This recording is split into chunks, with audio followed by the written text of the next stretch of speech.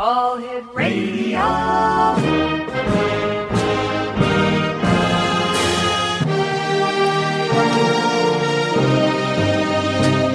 Welcome to the X Zone, a place where fact is fiction and fiction is reality. Now, here's your host, Rob McConnell.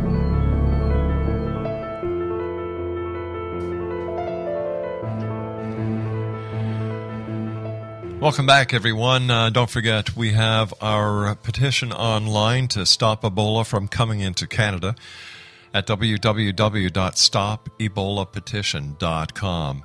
And no matter where you are in the world, if you'd like us to help you set up an online petition, just send me an email, xzone@xzoneradiotv.com, and we would be more than happy to help you set up your very own Stop Ebola petition, no matter where you are, because this is something that I believe we've just scratched the surface of this. And as you've heard with Dr. Doug Rockey and many other experts, they're doing it all wrong. They're inviting trouble. Now look what's happened in Texas. A second person, the very first case of Ebola being transferred from one person to another person in the United States happened. Like I said, Exonation, we're just scratching the surface. Once again, www.stopebolapetition.com. Exonation, my guest this hour is Marty Rosenblatt, and his focus at the APP, which is the Applied Precognition Project, is to attract more people and groups to work with APP and act as group manager for several APP groups. He is both an Associative Remote Viewer, or what is known as an ARVer, and Analyst judge applying the one ARV protocol. Marty is an authority on all things related to precognition. He is also the president of Physics Intuition Applications, which he founded in 1998 to apply remote viewing to predicting stock market and sporting event outcomes. And he writes for the online magazine Connections Through Time. Marty teaches financial and sports precognitive application workshops with other experienced experts from the remote viewing community, including Russell Targ, who we've had on the show, Skip Atwater, who we've had on the show, Stephan Schwartz, and Paul Elder, who we've also had on the show many times. Marty has an MS in physics from UCLA. Individuals that are drawn to non-conventional applications such as remote viewing, dowsing, and precognition are just the right people to help assist their society in moving through the consciousness paradigm shift. Joining me now is Marty Rosenblatt. And Marty, welcome to the show. Well, thank you, Rob. A pleasure to be here. So, Marty, tell us about your interest in precognition and remote viewing and how it all started.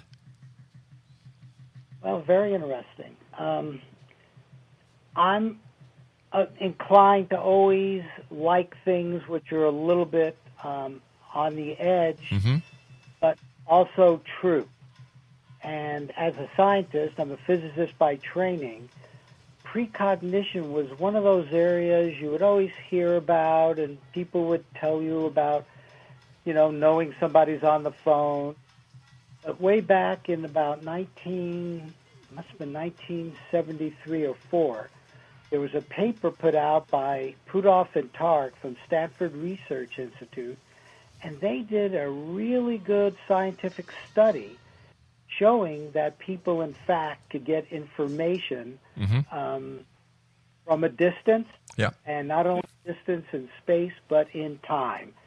And it was the precognitive, getting information in advance of it actually happening, that grabbed me, because that's frankly a paradigm shift in terms of the way science looks at reality. So how does it work in the world of physics? How do you explain it? One of the reasons most scientists won't accept it is because there is no explanation. I see. On the other hand, in terms of the standard kinds of mathematical models that we would like. However, most of us, including myself, think it's closely related to like quantum mechanical principles. You're getting down to the very, very fundamentals of what's working in our universe. You know, quantum mechanics deals with the very, very small, and yet quantum mechanics has this characteristics that's called non-locality. I don't want to get too technical, but, you know, there's been a lot of work on this showing that if you, for example, set two light waves, two photons in opposite directions, and you tweak one, the other one instantly knows about it. Wow. Now, that's non-locality.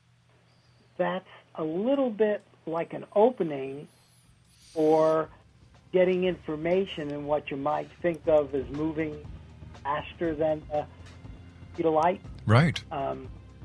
But frankly, I don't think that's the right model. I have... You want me to give you another model? Why don't you give me the other model when we come back from this 2-minute commercial break we have to take, Marty? You got it. Exonation. Marty Rosenblatt is our very special guest this hour. He is with the Applied Precognition Project, and their website is appliedprecog.com. And Marty and I will be back on the other side of this break. Don't go away.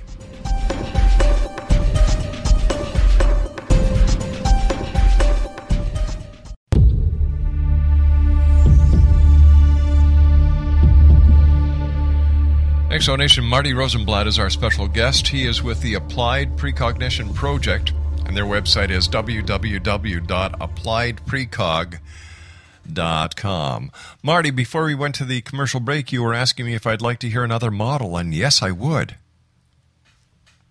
Okay, this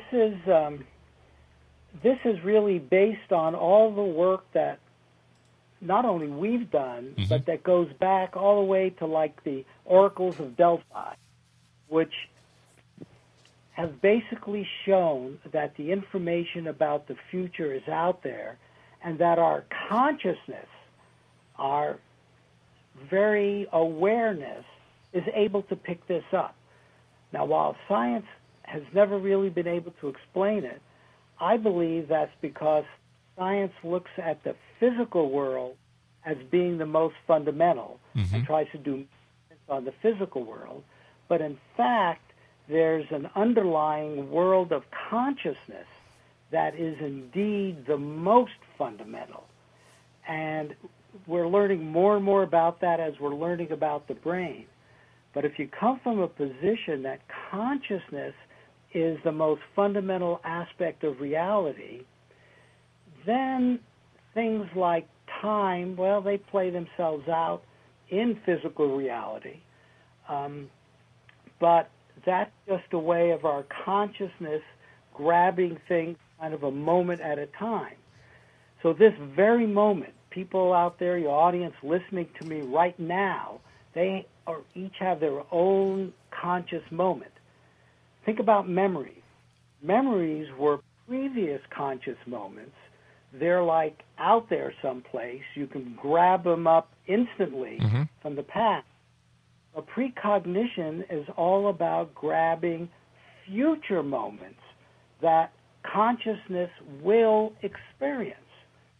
And it's this model of having all the conscious moments in a way being out there now, and at the same time you get, with your free will, to create them in this very moment. It's a different way of looking at reality, but it fits more the fact of precognition than the physical model. Let me ask you this, Marty. How do we know when we're grabbing that moment in time that we're grabbing the right moment in time? Well, in many ways, you've just come up with the central issue that we're taking on in an applied way. The Applied Precognition Project is set up to predict things in the future and then track them. You know, I am a scientist. I work with some other scientists, and we keep very good data records. And what's clear, and others have done this too now, what's absolutely clear is that you can pick up information in a way which is better than chance. So like on 50-50 propositions, we can pick it up, say, 60 to 65% of the time. That's kind of where the state of the art is. You know, there's streaks where we do much better, but then stuff happens that we don't understand. So generally it's 60 to 65% of the time on a 50-50 proposition. Now, how you know? Unfortunately, at least we haven't solved that. If you solve that question, guess what? You'd be up at 90% of the time or 95% of the time. And certainly we're not there. What the limit is a very good question, of course. What is the nature of reality that even lets you do better than chance? A pretty good percentage of the time, a 10-15% edge over chance on a 50-50 proposition is pretty good. But is there a limit? I don't know. What is the difference between what you're doing and what psychics are doing? I would say, and there's clearly an overlap. Now, as you well know, there are a lot of different kinds of psychics, and a lot of different people do different kinds of remote viewing. But generally what we're doing with this, what is called associative remote viewing, is always keeping good records on events that actually happen.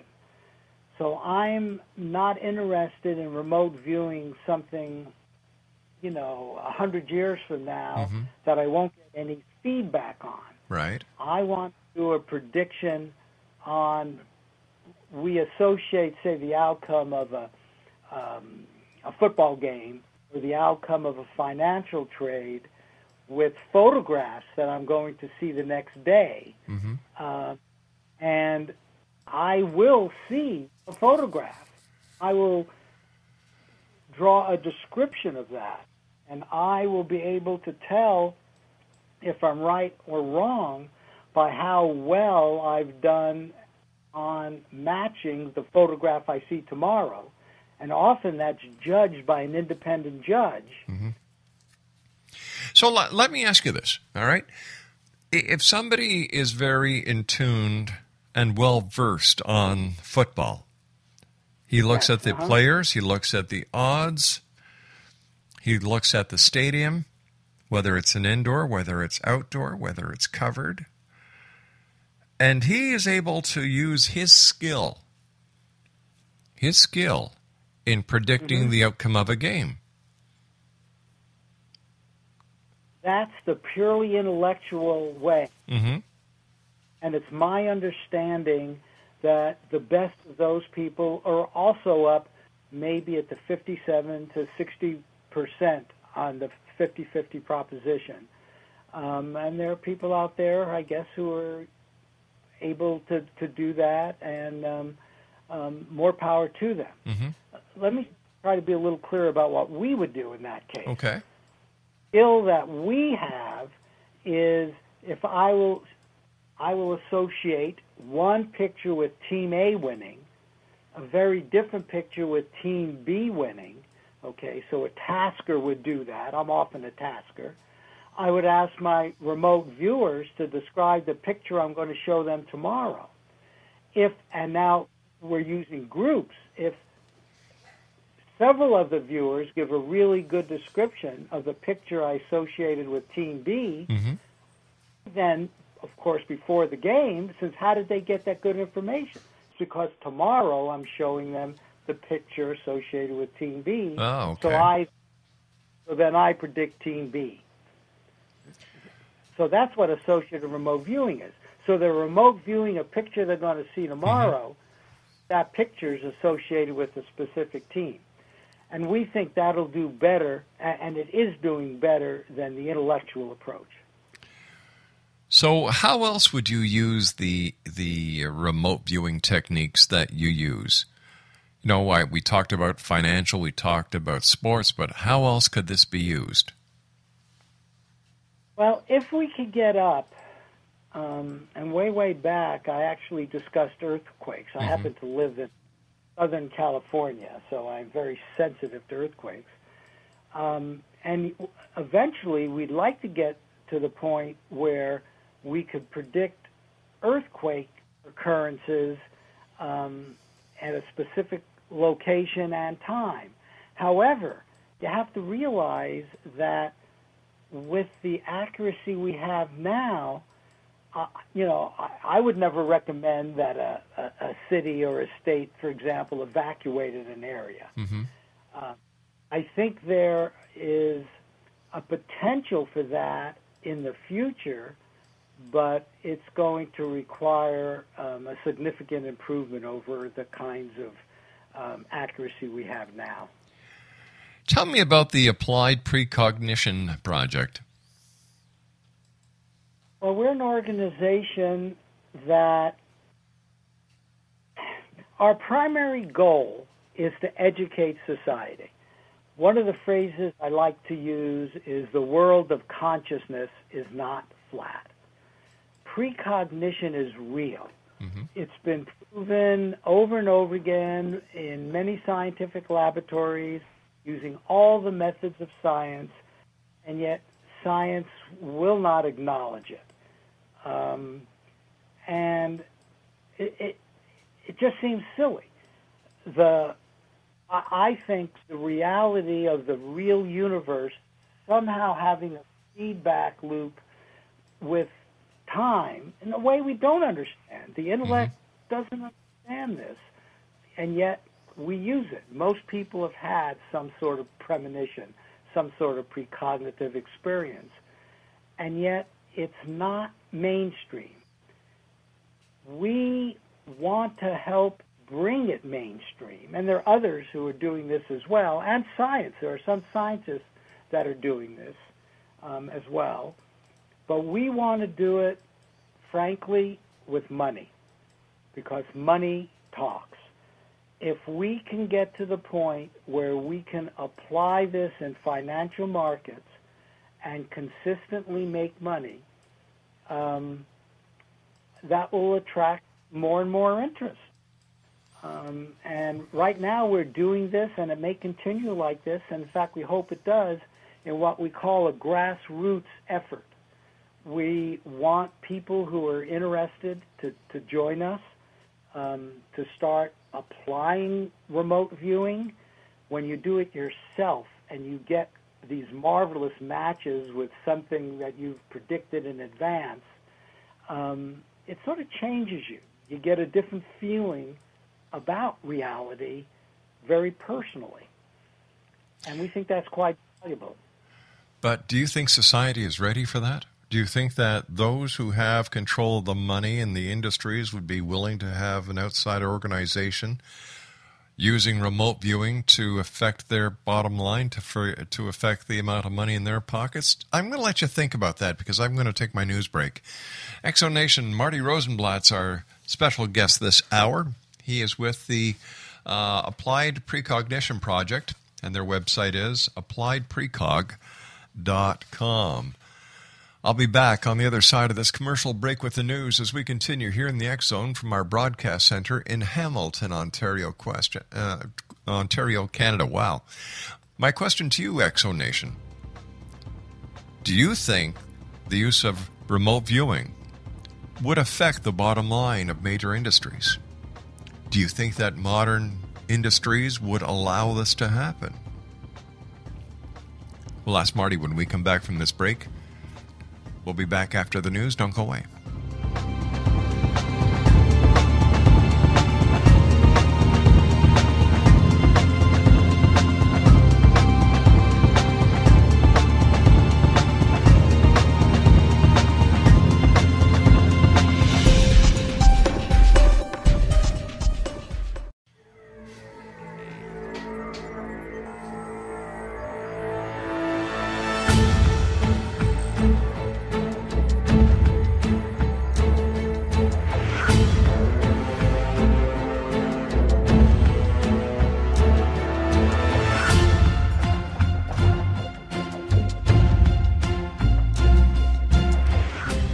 Welcome back, everyone. Marty Rosenblatt is our special guest. He is with the Applied Precognition Project, and their website is www.appliedprecog.com.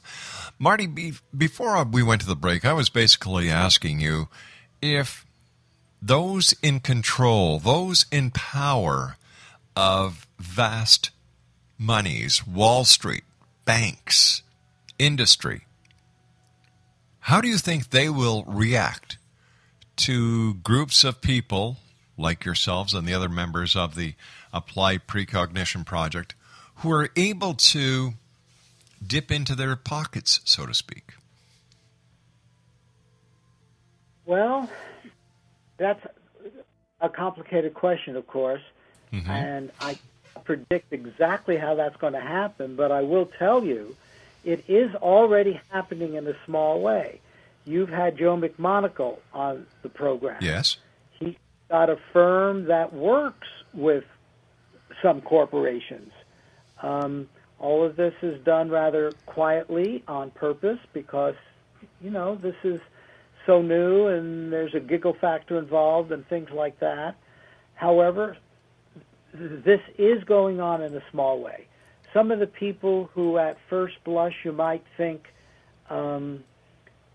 it might influence them and they might be worried about it. Frankly, if they think about it hard enough, they're going to want to come aboard and find out about it once it becomes clear to them that there are applications that will affect them. But isn't this like inside trading? Well, you're using a ability of your consciousness. I think everybody has this ability to some extent or another. How do you deny it? Will it change financial trading? Yes. This is a paradigm shift, I believe, as big as the Copernicus paradigm shift, which really was the beginning of the scientific revolution. When people stopped looking at the Earth as being fixed at the center of the universe, that changed everything, and there was a whole new way of thinking about things. Science exploded. I believe when we get to that point with precognition, you see, is one that can be applied. This extends to mental telepathy. Right. What's going to happen when you can, again, probably not with 100% accuracy, but if you can start reading people's minds, if you can get information, in ways which would now be considered natural, it's going to change ways in which we cannot really predict. But the people that get aboard early, and you're talking about the people who have lots of money, hey, wasn't it the railroads that got behind automobiles or stuff like that? It's going to be people with the money who are eventually going to get aboard, and they're going to become part of the paradigm shift. Now, how that happens, I don't know. Starting with the kind of smallish grassroots effort that's going on, and you should know it's going on worldwide. There are companies in Europe that are working with corporations. There's also companies that work with astrologers. There's also companies that work with psychics. Like, this concept is nothing new, where you use a fringe belief or something that is possible or probable to try and increase your wealth or your security. So if there's just a small number of companies that use astrologers, if there's still only a small number of companies that use psychics, why do you think that this is going to take off? Frankly, because A, we're public, and B, money talks. Well, you see, that's the whole thing. You seem to be targeting your agenda to those who have money to make them richer, to give them more control. And well, you said those with money will jump on board. What about the guys who don't have the money? What about the small guys who are doing penny investing? What about the average Joe? the average Joe, I believe, is going to be the cause of the paradigm shifts, because those are the kind of people we tend to be working with now, because they tend to believe this and see that the application, in fact, is real. And this is why our grassroots approach of showing that this can work, and you don't need a lot of money to use it. But, hey, if the people who have money decide to use it, they'll get to use it as well. I mean, we cannot stop this, just like the scientific revolution. It affected everybody, and as the paradigm shift develops, and I think we're right at the very, very beginning of it, it's going to change society. But what happens if it doesn't work? What happens if it doesn't catch on? What happens if it doesn't progress like you would like it to? Well, hey, we're still having fun. We're still all learning about our own consciousness. Everybody I work with is just getting a lot of personal value out of it. And to the extent that we, can't maintain 60 to 65% and get even higher, so be it. All right, we've been talking about business, money. We've been talking about sports, money. But how would what you're working on benefit Joe Q. Public?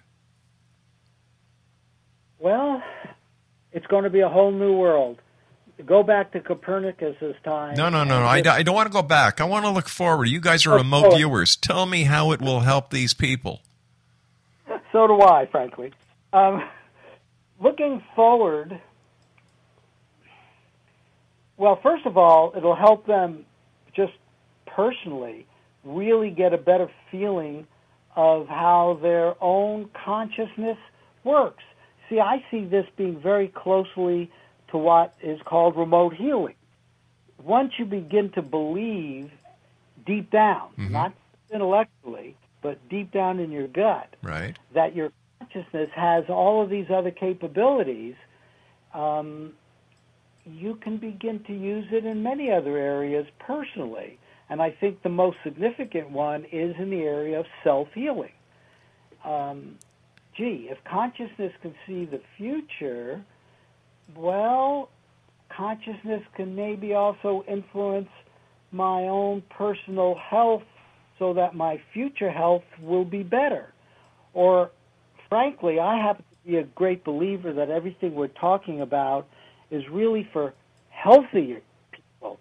By the time you're already sick, you can still use these techniques, but wouldn't the ideal be to use it to stay healthy?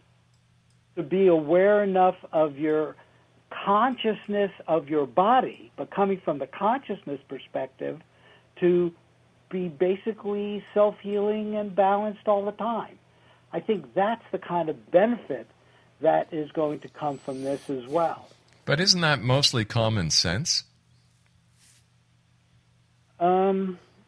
You want to know something? Yeah. Almost everything that we're doing is common sense. The fact that your inner being, I'm calling it your consciousness, your subconsciousness, what's below the very now moment, all of that stuff, that's very important to how you see the world, your belief systems. That really is common sense. People really don't quarrel with most of these concepts. The issue is, do they want to take it seriously enough to integrate it into their lives? And the integration that we just recommend, because, hey, it's a rather practical application, if you can take some monies and increase it at whatever level you're at. That's meaningful. You see, you just did it again. Money. And maybe this is why I'm having a hard time accepting this, because I see this as a way for the rich to get richer and give them more power and more control because money. Well, yeah, but now wait a second. You're focusing on the rich, but the middle class, the lower middle class, all together They have more money than the rich. If all of them were to accumulate money, if they were to take to this, and they may very well take to it before the rich take to it, as you said, maybe they're going to resist it. Who knows? Especially if you could get into the stock market for $1,000, and instead of making 5%, 10%, you can make 50% or 75%. Now, this is the little guy. Mm-hmm. And using the technique, that changes things. Okay, let me ask you this. Mm-hmm. If this technique does work, and if people can make as much as you're saying they can make, why are you giving this away? Because I am old enough now that I am more interested in being a part of a movement that educates society, that they are just looking at a small aspect of reality, and they are ignoring the much bigger aspect that has to do with consciousness being the fundamental. That would give me much more pleasure than making money personally. I mean, you know, and I'm trying to make money personally. I mean, I believe this. But the reason we're public is because we really want to educate society to this reality. And science has tried. Hey, I'm a scientist. And scientists has not been successful. Why hasn't science been successful? There is no analytical kind of model. You know, you asked a very good question. It's the question you would ask of almost any model. When it doesn't work, why? Can you figure it out? Tell me what's going on. Give me some equations. We cannot do that. Yet, you can predict the future. With an edge over chance. And in fact, that's what makes this so difficult, because while statistically it's absolutely clear, the results that we've gotten and other people have gotten, you know, are millions to one against chance, that they could have happened by chance. And yet, science just doesn't want to accept it. You know, they just don't want. What can I tell you? They don't want to accept it. And you know, when people come out and will say this is ridiculous, you can't get information from the future. What does this do to free will? There are all kinds of intellectual things which slow people down, and yet we have about 150 people. Maybe 50 of them are quite active. They're using it, getting their stats, doing better than chance. Well, let me ask you, if you can predict the future, can't you change the future? This gets to one of the things which is going to change in this paradigm shift, which is sort of the whole philosophy. How can you change the future? This moment that's happened right now, okay? You can't change that moment. Now, notice when it becomes a memory, you may not even be remembering it correctly. You may even think it's different than what actually happened if someone, you know, plays back the recording. Gee, Marty said this, but really he said that. But you cannot change your direct experience of it. What you can do, you're a player. You're a player in making the future. So what I see us doing is sort of changing the inertia. You know, you can see there's inertia. And if this precognition paradigm shift occurs, that is going to be sort of a change of direction. But, you know, we always influence the future, and we do that always in the now. All of our decisions are made in the now, right now. But let me give you this example. Let's say that you and your group go and do remote viewing and correctly, using remote viewing, pick the winning lottery numbers. Okay? And let's say Joe Blow, who just using random chance would have picked those numbers and won the entire lottery himself. By you using remote viewing and also coming up with the winning numbers, have in essence changed the future. Well, we participated in the future that happened. And you also changed it. Because instead of winning 100%, because you used remote viewing and had the upper hand in acquiring the numbers, instead of Joe getting 100%, he only gets 50. You, in fact, have changed the future. Well, look, let me just say it a little differently. All right, we've got to take our final break. Stand by. We'll be right back. www.appliedprecog.com is the website. Marty Rosenblatt is our guest, and we'll be back on the other side of this commercial break as we continue here in the X Zone from our broadcast center in Hamilton, Ontario, Canada. Send me your comments, xzone at xzoneradiotv.com. My name is Rob McConnell. I'll be back. Don't go away.